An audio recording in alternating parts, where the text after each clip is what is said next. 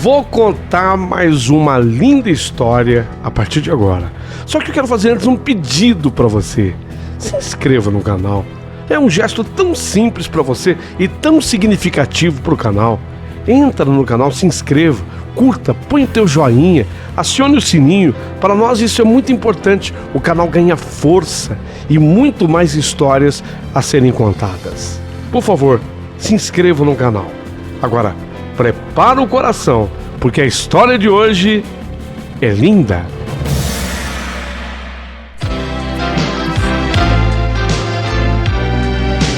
Rádio Emoção. Paulinho Boa Pessoa.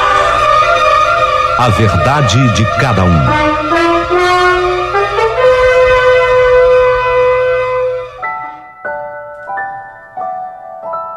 Fácil não a vida, viu, Paulinho? Não é mole, não.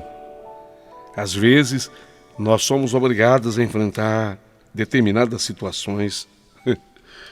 Você sabe que quando eu começo a contar a minha história, eu tenho pessoas que reagem de maneiras diferentes. Tem gente que diz assim: puxa, Neiva é o meu nome. Neiva, me conta mais. Neiva, eu quero saber um pouco mais.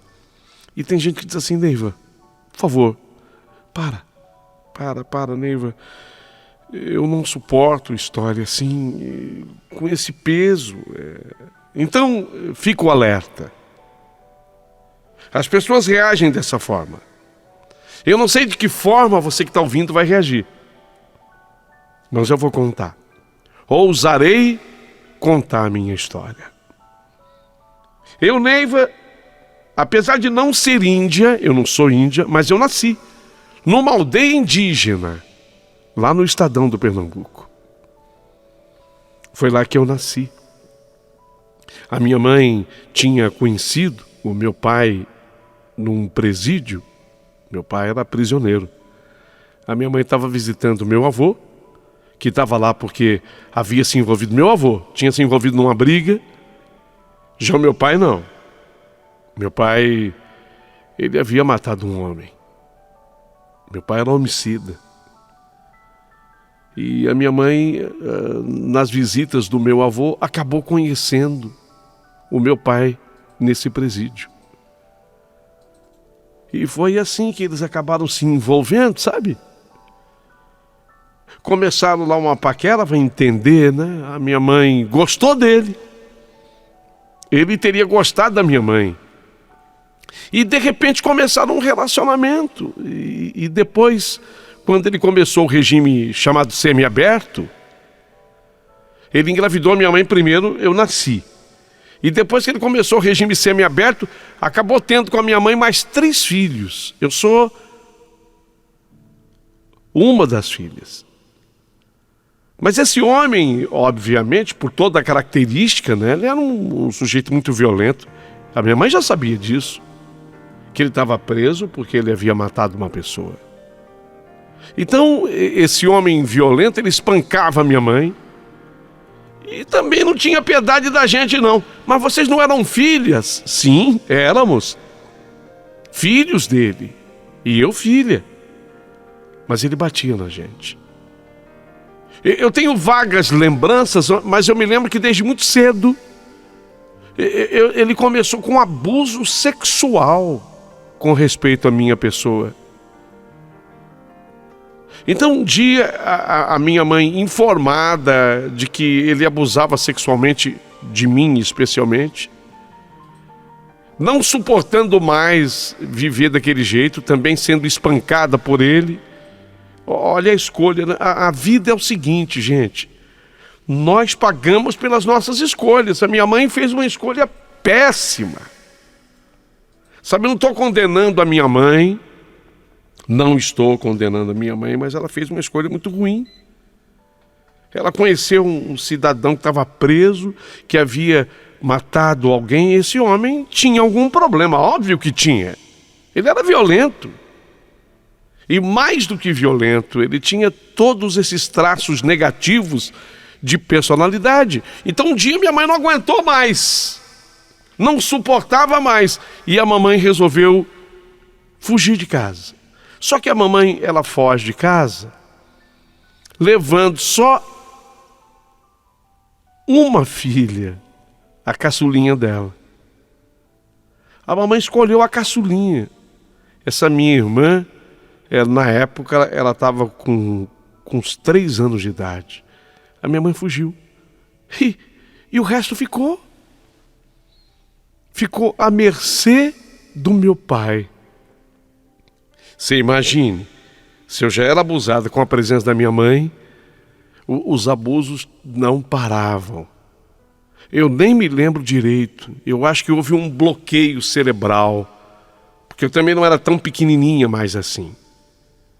Eu já devia ter os meus 6 aninhos, 7 aninhos, mas houve um bloqueio do ponto de vista psíquico, que não me lembro dos detalhes, mas eu era abusada.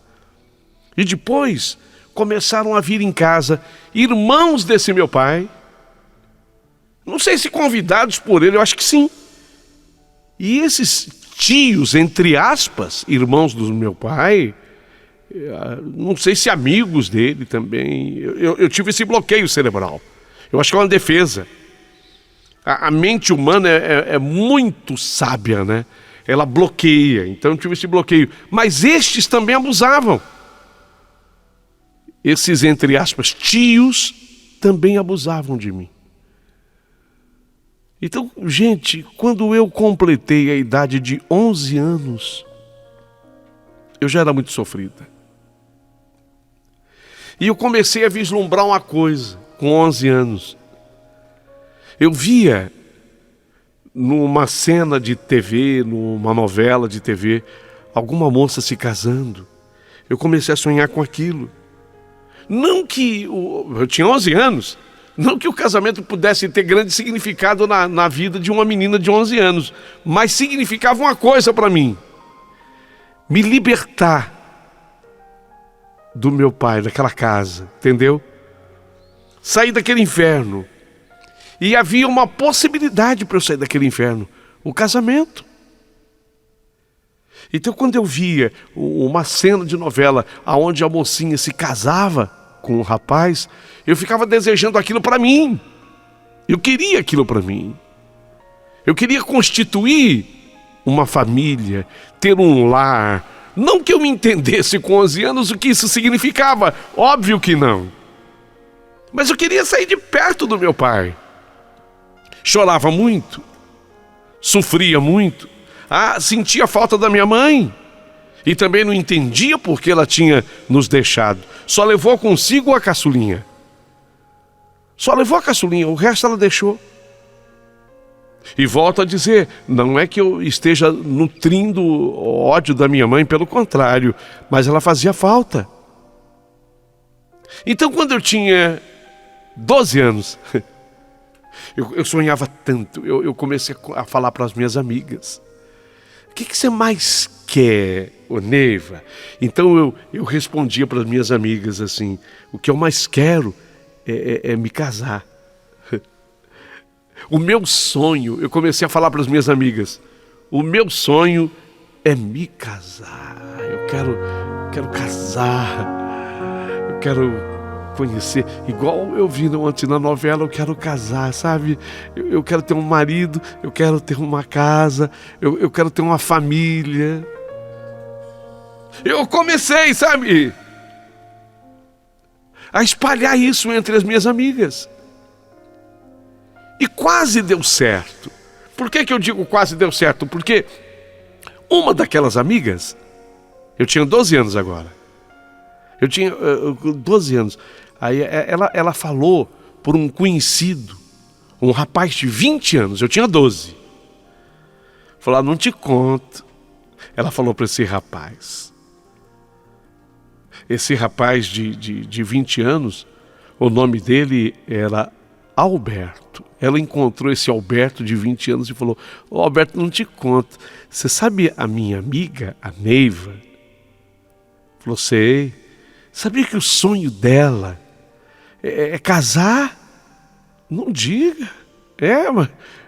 Mas a que idade que ela tem? 12 anos, mas ela quer casar, ela quer formar uma família. Que juízo ela tinha, que juízo eu tinha.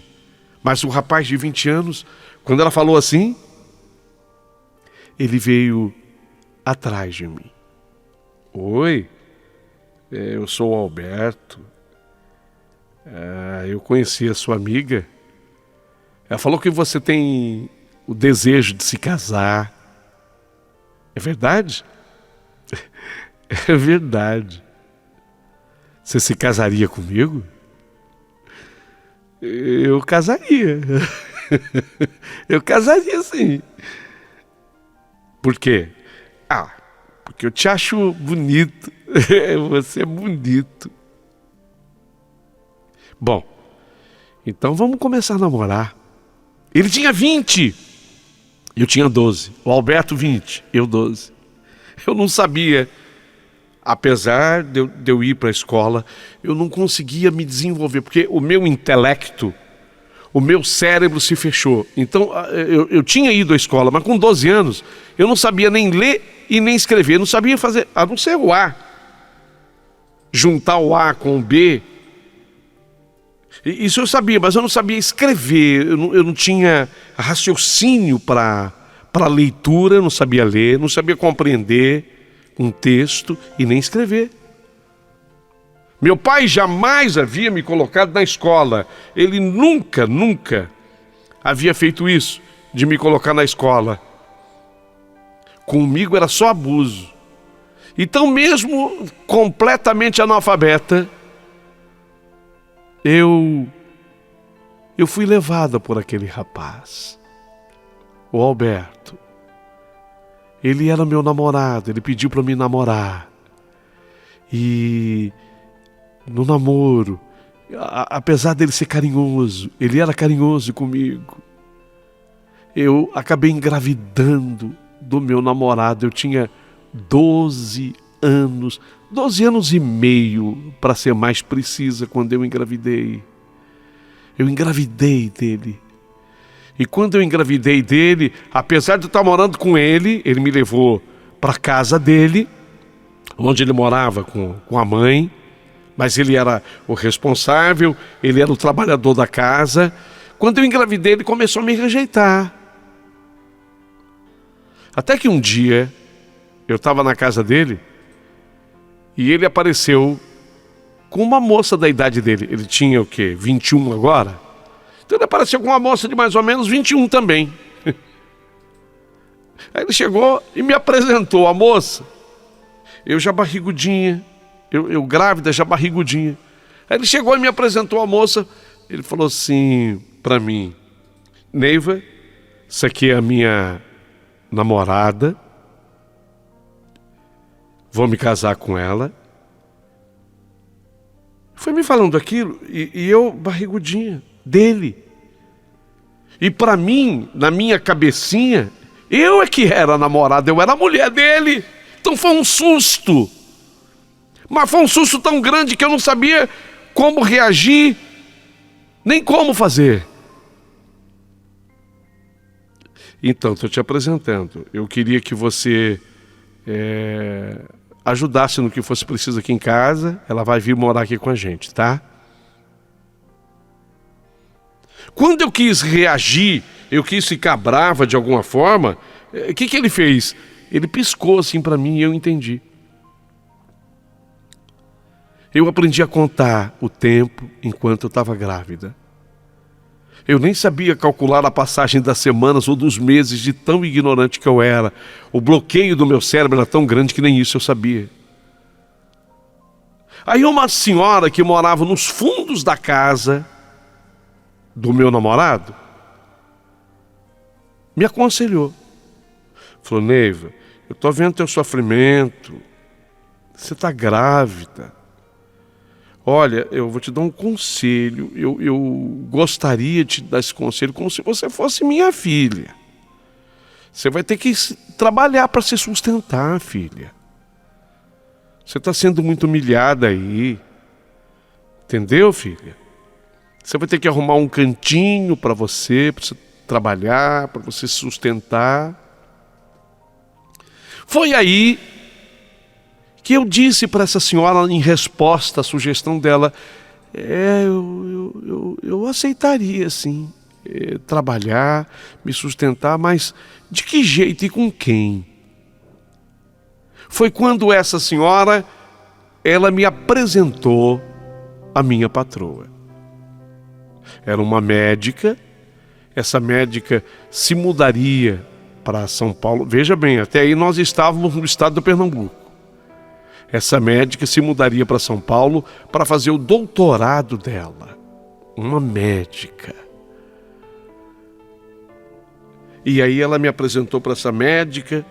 Essa médica ficou abismada ao descobrir que grávida eu estava.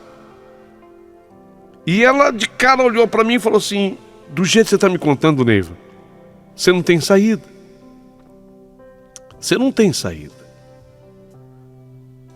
Grávida. Você está com que idade agora? Eu tinha acabado de completar 13 anos. Ela me convidou então para eu me mudar com ela, sair lá do Pernambuco e ir com destino a São Paulo. Era janeiro de 1987, eu peguei uma sacola, coloquei 3 vestidinhos, que era tudo que eu tinha, e embarquei com ela e os filhos dela com destino a São Paulo. Mas eu nem supunha, nem imaginava o que me esperava. Fomos morar num apartamento que eu me lembro e gostei tanto do nome da vila. Ela falava que é a Vila Mariana. Era tudo que eu sabia. Eu morava num pequeno apartamento com ela e a família dela na Vila Mariana. Só que não havia espaço para mim. Falou: você não se incomoda de, espaço legal para você agora debaixo da mesa. E eu fui. Ela colocava um colchãozinho desse de espuma debaixo da mesa de jantar, da mesa da sala. Eu tirava as cadeiras de noite, colocava o colchão, eu dormia debaixo da mesa. Eu limpava aquela casa, eu arrumava aquela casa, eu cuidava de tudo com muito carinho. Ela gostava do meu trabalho. Quando foi chegando perto do meu nenê nascer, a médica, a minha patroa, ela começou a me preparar. Neiva, vou ser sincera com você. Olha, eu vou te ajudar no nascimento do teu filho. Vou te ajudar, eu sou médica, estou trabalhando no hospital, eu vou cuidar de você nesse nascimento. Só que tem uma coisa, você não vai poder ficar com essa criança. Não? Mas é meu filho. Sim, só que você não tem condição de criar. Como é que você vai criar Você é uma criança, Neiva. Você tem 13 anos. Seria uma criança cuidando de outra. Não dá, filha. Faz assim. Tem uma família que ficaria cuidando do teu filho. E olha, é uma família de gente boa. É uma família que mora na Europa, sabe? Que está passeando por aqui e eu conheci lá no ambiente do hospital. Ficaria com teu filho. Então teu filho vai ser muito bem criado, vai ser muito bem tratado. Entendeu? Então assim que o bebê nascer, o ideal é que essa família adote. Chorei muito. Eu chorei muito porque eu não queria fazer aquilo de jeito nenhum. Mas ela me convenceu. Você não tem família, Neiva. Você não tem dinheiro, você não tem casa. Olha, posso ser sincera com você? Você não tem querer. Tem um momento na vida da gente que a gente não tem querer, não, sabe, circunstancialmente falando. Você não tem escolha. Você vai entregar o teu filho. Com 13 anos de idade, com a ajuda daquela médica, eu fui ganhar o meu nenê. Eu fui dar à luz no hospital onde ela trabalhava. O parto foi muito difícil. Você imagina, meu corpo, ele era pouco desenvolvido para 13 anos. 13 anos. Eu era muito menininha ainda. Então eu não tinha aquele corpo de mulher para o nascimento de um nenê, sabe? Então foi muito difícil o meu parto. E vou dizer uma coisa. Eu só consegui sobreviver porque a médica, essa minha patroa, me levou para um grande hospital, para um bom hospital onde ela trabalhava. Só que o bebê, um menino, ele teve que ser puxado com fórceps. Porque pelas minhas entranhas, naturalmente, não dava assim. Não fizeram cesariana. Não fizeram uma cesariana, foi parto normal. Para 13 anos, aquele corpinho que eu tinha, para a passagem do nenê, foi preciso usar o fórceps. A minha patroa, a médica, atendia nesse hospital. Inclusive, ela participou do parto. Eu não sei porquê, mas ela que insistiu que o parto não fosse cesariana, que fosse normal. Quando a enfermeira pegou meu nenê e ela perguntou para mim: ô Neiva, olha que bonito que ele é. Menino, que nome você vai dar a ele? Ela, a médica, estava junto. Ela respondeu por mim. Não importa o nome, não importa, ela não vai ficar com a criança. Eu fiquei chocada, porque eu ainda tinha esperança de que ela me deixasse ficar com ele. O meu filho havia nascido são e salvo, graças a Deus, e ele era tão bonito. Eu cheguei a vê-lo. Mas mesmo assim, eu escolhi Gustavo. Eu achava esse nome tão bonito. Eu acho que eu sonhava, sabe? Em me casar com algum Gustavo. Eu achava esse nome tão lindo. Então eu disse que o meu filho seria Gustavo. Cheguei, inclusive, a registrar com esse nome de Gustavo. E a médica só permitiu que eu fizesse isso porque o registro era um documento obrigatório para adoção. Então acabou sendo registrado com o Gustavo exatamente devido a essa necessidade. No dia que eu saí do hospital com o Gustavo nos braços, uma amiga da minha patroa se aproximou de carro e aí minha patroa falou: Neiva, você vai agora se despedir, tá? Me despedir? Você vai dar um beijinho no teu filho e pode ter certeza, ele vai ter uma vida de gente rica. O destino dele está garantido, assim, de coisas boas. Ele vai viver num país de primeiro mundo. Eu nem sabia o que era isso. Eu achei até bonito a minha patroa falando primeiro mundo. Eu fiquei assim imaginando o que seria esse primeiro mundo.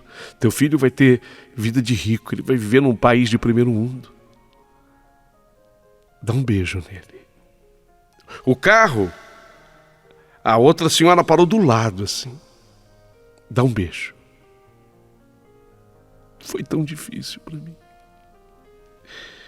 Foi tão difícil quando eu dei aquele beijo nele.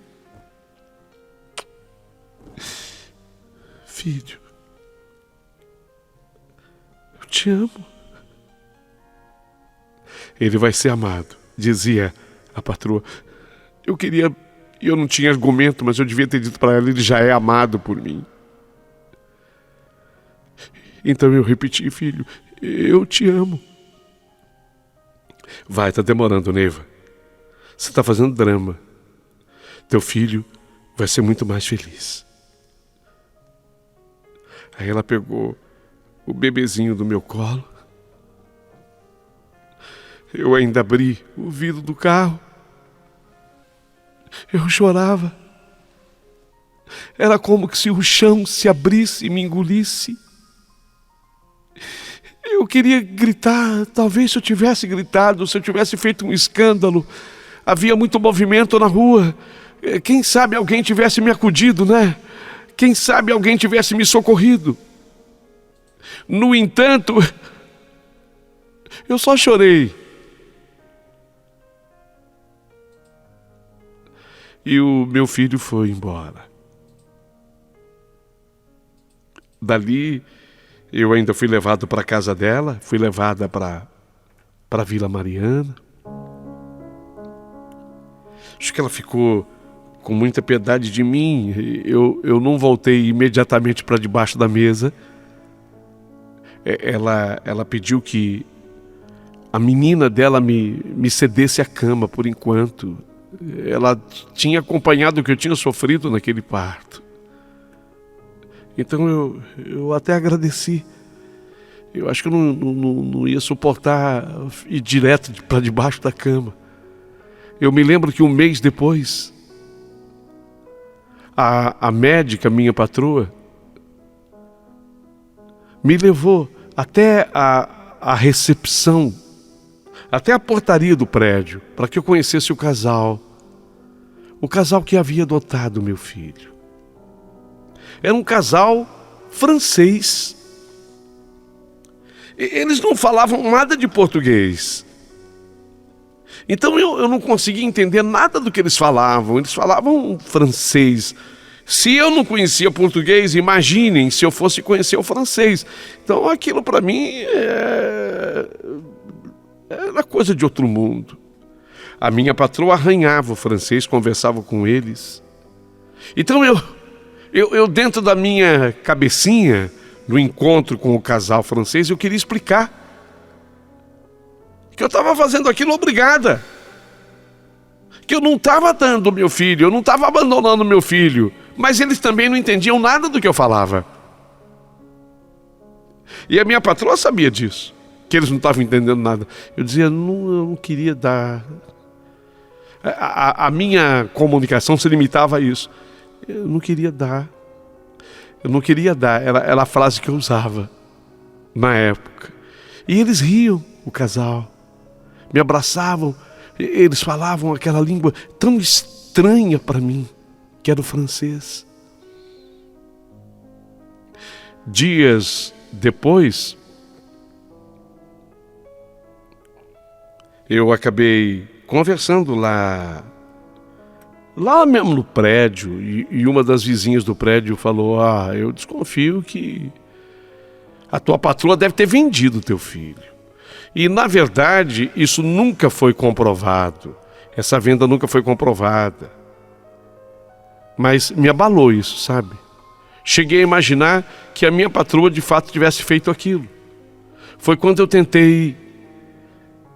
eu soube disso, quando essa vizinha falou, desconfio que ela vendeu, hein, teu filho. Eu fiquei imaginando, meu Deus, será que o meu filho foi vendido? Então eu tentei dar cabo à minha própria vida, da forma mais estúpida possível, tomando lá aqueles comprimidos. A minha patroa me encontrou desacordada, entendeu o que eu havia feito e conseguiu me levar a tempo, dentro do próprio carro, para o hospital que ela trabalhava. Então a minha patroa me salvou. Eu sobrevivi a essa tentativa minha de ter dado cabo à minha própria vida. Sobrevivi graças ao socorro pronto da minha patroa. Eu estou colocando isso para que vocês entendam como é que é complexa a vida, porque de repente uma pessoa que é tão ruim para você, que é tão péssima para você, ela também te faz alguma coisa legal, te faz uma coisa de boa, de positiva. Eu sobrevivi àquela minha tentativa frustrada. Só que quando eu voltei, eu já não conseguia mais viver naquela casa. Porque toda vez que eu olhava para minha patroa, eu pensava, ela vendeu meu filho. Se bem que isso nunca foi provado. Eu imaginava isso.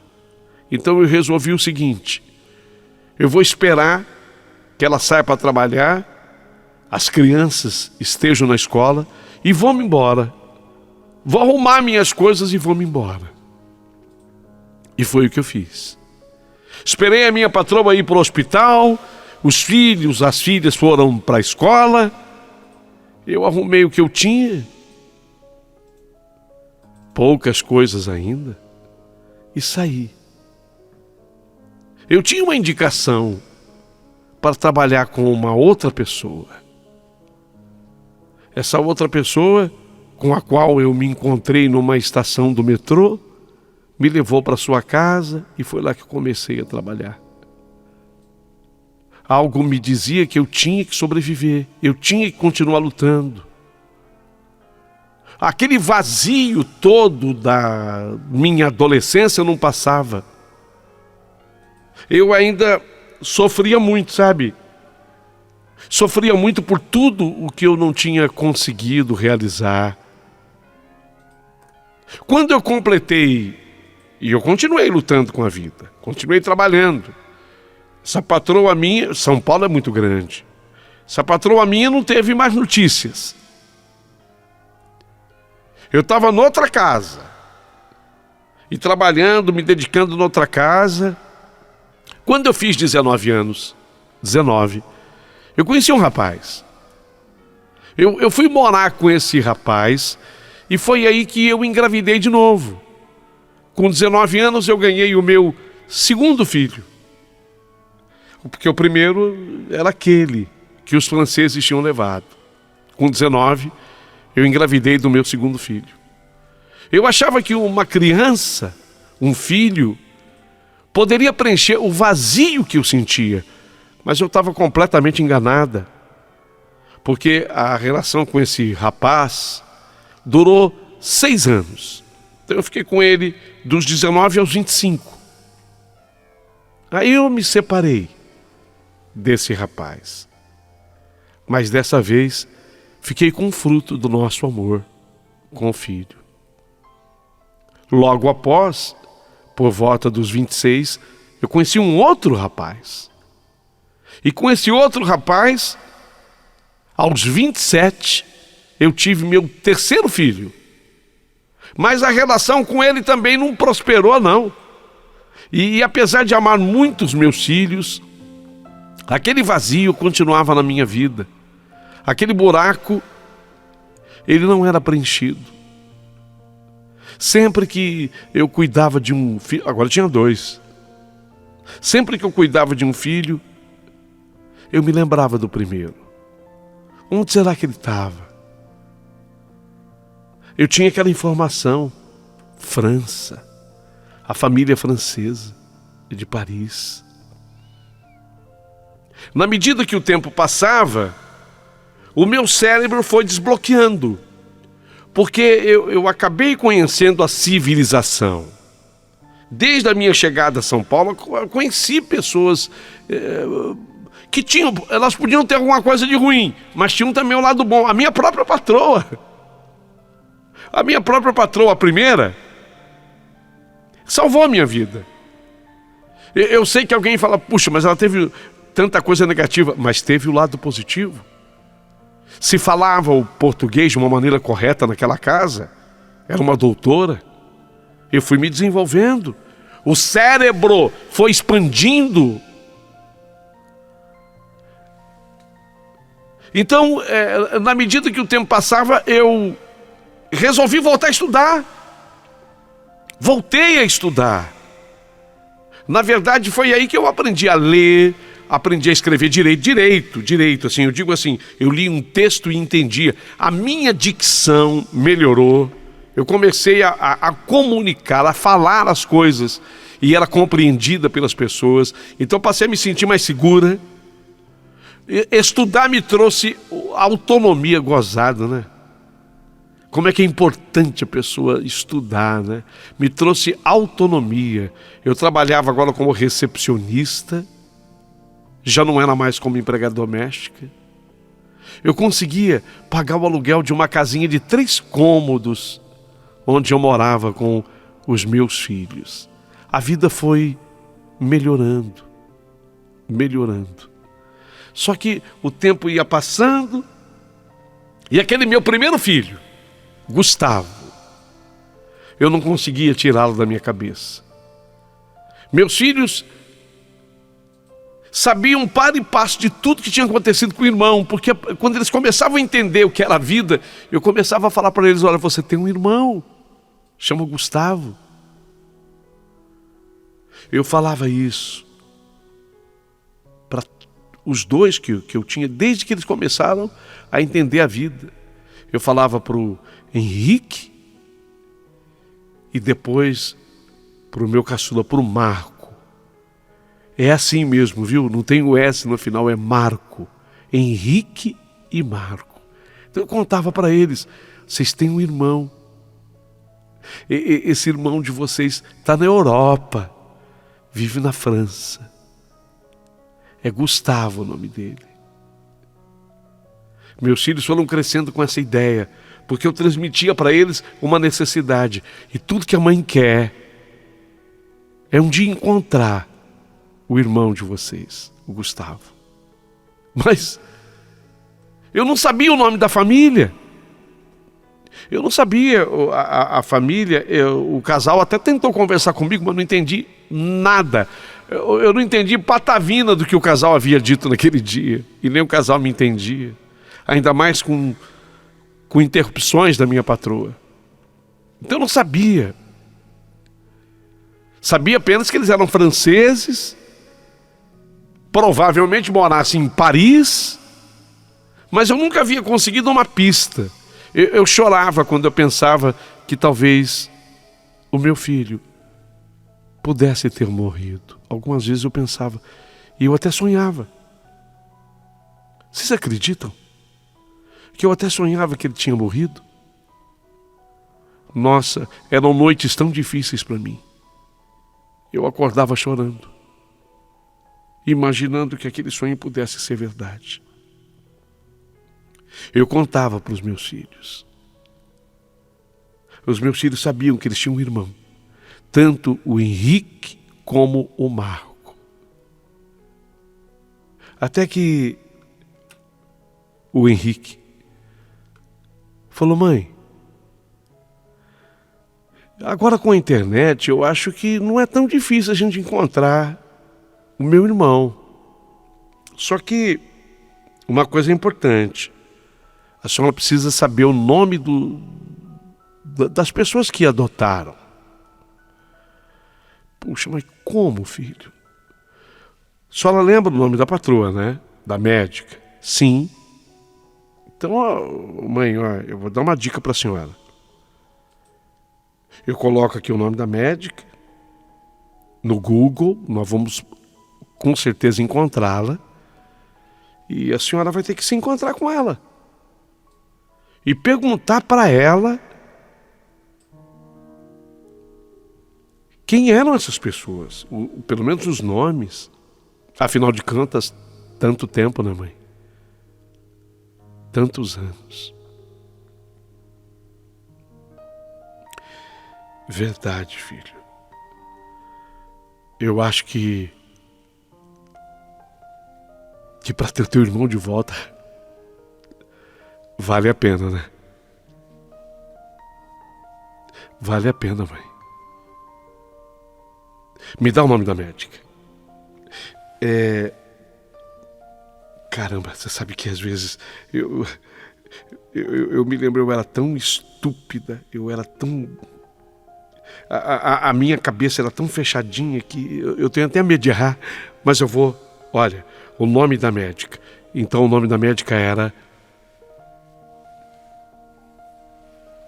Mas vai ficar para a segunda parte dessa história.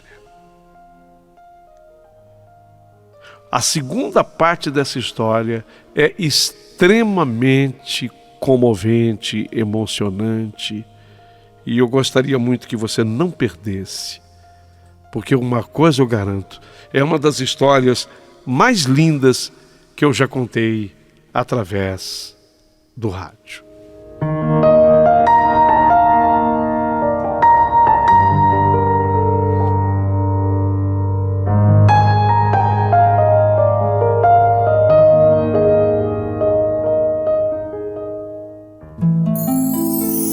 Rádio é emoção.